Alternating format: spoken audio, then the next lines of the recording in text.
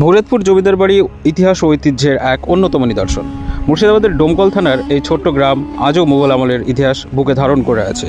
অখণ্ড ভারতের মুঘল সম্রাট আকবর 1594 সালে রাজা মানসিংহকে বাংলা ও বিহারের শাসনভার দিয়ে পাঠিয়েছিলেন। সেই সময়ই মুঘল শাসনের প্রভাব বাংলার কোনায় কোনায় পৌঁছে যায়। এরই অংশ হিসাবে ভগীরথপুরের জমিদার বংশের সূত্রপাত। সুবেদার ইসলাম খানের সেনাবাহিনী যখন প্রতাপাদিত্যের বিরুদ্ধে যুদ্ধে নেমেছিল, তখন তার রসদ সরবরাহ করতেন বিহারের শাহু ব্যবসায়ীরা। ভাগীরথ সাহু ছিলেন এই দলের নেতা। ভৈরব নদীর ধারে শস্য শ্যামলা এক মনোরম গ্রাম দেখে তিনি মুগ্ধ হন এবং এখানেই বসতি স্থাপন করেন। এভাবেই গড়ে ওঠে ভগীরথপুর। ভৈরতপুর জমিদার বংশ তাদের লবণ ব্যবসা থেকে বিপুল ধন সম্পদ অর্জন করেন। নবাব আলীবর্দী খাঁর আমলে তারা চন্দননগর থেকে লবণ ক্রয়ের সনদ পেয়ে তাদের ব্যবসা বাড়ান। জমিদার বলদেব চৌধুরীর সময় তারা সর্বাধিক সমৃদ্ধ হন। 1668 বঙ্গাব্দে জমিদার বাড়ির নির্মাণ শেষ হয়।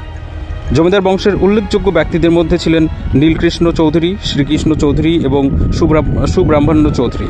তারা শুধু জমিদারই নন, এই অঞ্চলের আর্থসামাজিক ইতিহাসের গর্ব। ভৈরতপুর জমিদার বাড়ি শুধু একটি প্রাচীন স্থাপত্য নয়, এটি বাংলার ঐতিহ্য, বংশ মর্যাদা এবং ইতিহাসের অমূল্য স্মারক। আপনারা কখনো মুর্শিদাবাদে এলে এই ইতিহাসমণ্ডিত স্থানটি ঘুরে দেখতে ভুলবেন না। ভিডিওটি ভালো লাগলে একটি লাইক, কমেন্ট এবং শেয়ার করতে পারেন। দেখা হচ্ছে পরের কোনো ভিডিওতে। Bye bye.